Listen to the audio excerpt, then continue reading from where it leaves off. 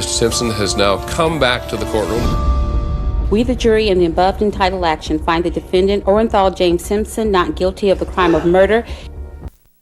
911 emergency. Can you get someone over here now to 325 Gretna Green? He's back. Okay.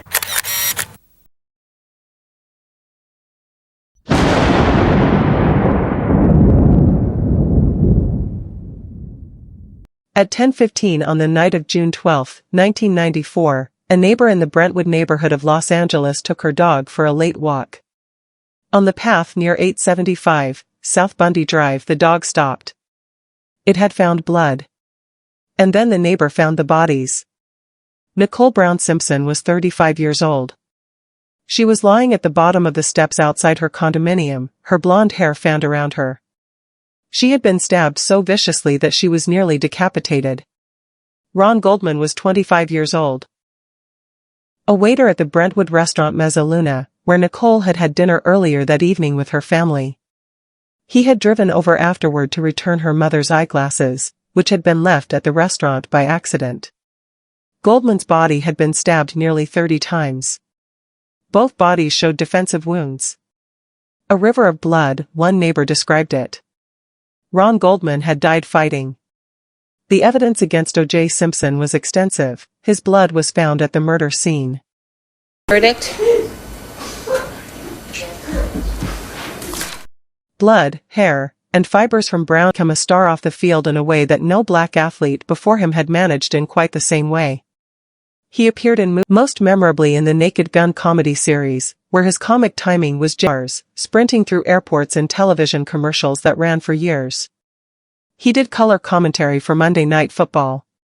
He was charming, handsome, warm, and seemingly everywhere, a man who had transcended sport and become simply famous, the kind of famous that opened any door. Recently separated from his first wife. She was a waitress at a Beverly Hills nightclub called the Daisy. By her own account in her diary, and by the account of friends and family who watched their relationship over the years, it was a relationship that combined genuine love and genuine terror from early on. She said Simpson had spied on her having sex with her new boyfriend and that she felt her life was in danger because he had threatened to kill her if he ever found her with another man. She drafted a will. On New Year's Day, 1989, police were called to the Simpson estate in Brentwood. Nicole was found hiding in bushes in the dark, her face bruised and cut, her eye blackened, her lip split. She was crying. OJ Simpson arrived at the scene and told responding officers. Investigators arrived at the Rockingham estate, Simpson's massive Brentwood mansion just a few miles from Nicole's condominium, in the early hours of June 13 to notify him of his ex-wife's death. Detective Mark Furman, walking the perimeter, discovered a bloody glove near the guest house. The glove matched one found at the murder scene. They were a pair. Simpson himself had an unexplained cut on his left hand when police spoke to him.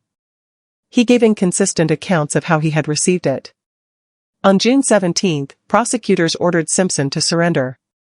In passport, a disguise, and $8,750 in cash.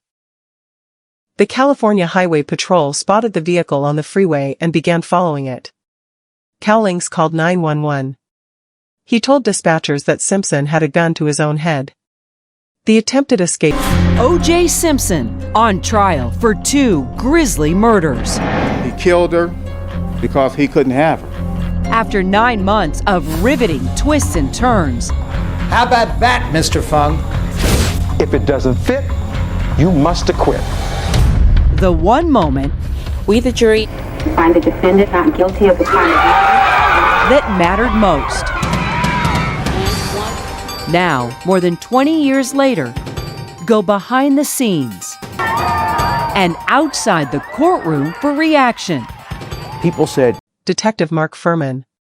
Furman was the detective who had found the bloody glove at Simpson's estate. Under cross-examination, he denied ever using racial slurs. He denied being racist. He denied planting evidence.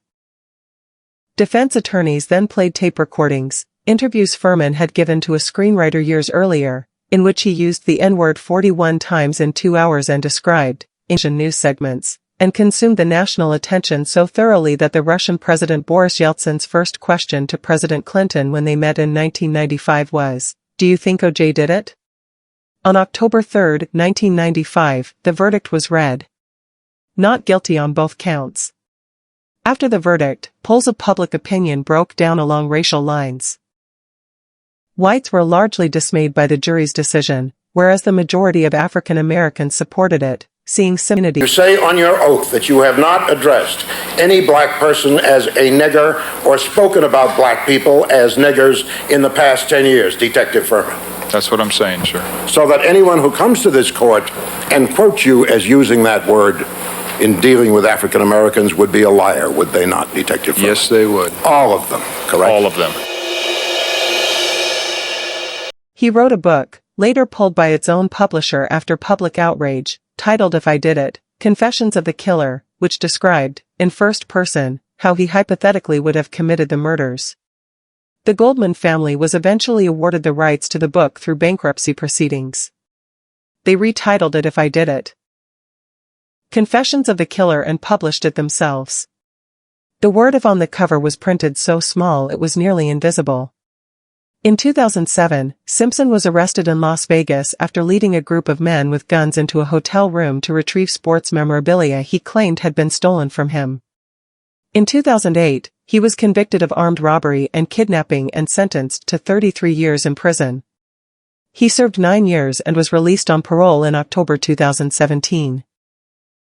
More than 3 decades later, the brutal 1994 murders remain officially unsolved. Nicole Brown Simpson and Ron Goldman's families have never received justice in a criminal court. The $33.5 million civil judgment has never been paid in full. And OJ Simpson, who repeatedly promised to devote the rest of his life to finding the real killer, died on April 10, 2024, from prostate cancer, at age 76, at his home in Las Vegas. He had not found the real killer. Nicole Brown Simpson's death did leave one lasting legacy beyond the trial. Her death led to greater awareness of domestic violence, contributing to the passage of the Violence Against Women Act and increasing donations and calls to shelters for battered women. The 911 calls she had made, the recordings of her voice, frightened and pleading, were played on national television during the trial and heard by millions of people who had never considered domestic violence as something that happened in houses like hers, to women like her. Those calls changed things. Not enough. But something. Nicole Brown Simpson was born on May 19, 1959. She was murdered at 35 years old, on the steps of her own home, on a warm June night in Los Angeles. She had 2 children, Sydney, aged 9, and Justin, aged 6, who were asleep upstairs when their mother was killed outside. Ron Goldman was 25 years old. He had gone over to return a pair of eyeglasses. He was dead within minutes of arriving. The man who almost certainly killed them both stood in a courtroom and heard the words "not guilty" and walked out a free man. He played golf for the next 30 years. He wrote a book about how he would have done it. He died in his own bed. The murders remain officially unsolved. 30 years later, that is still what the record says.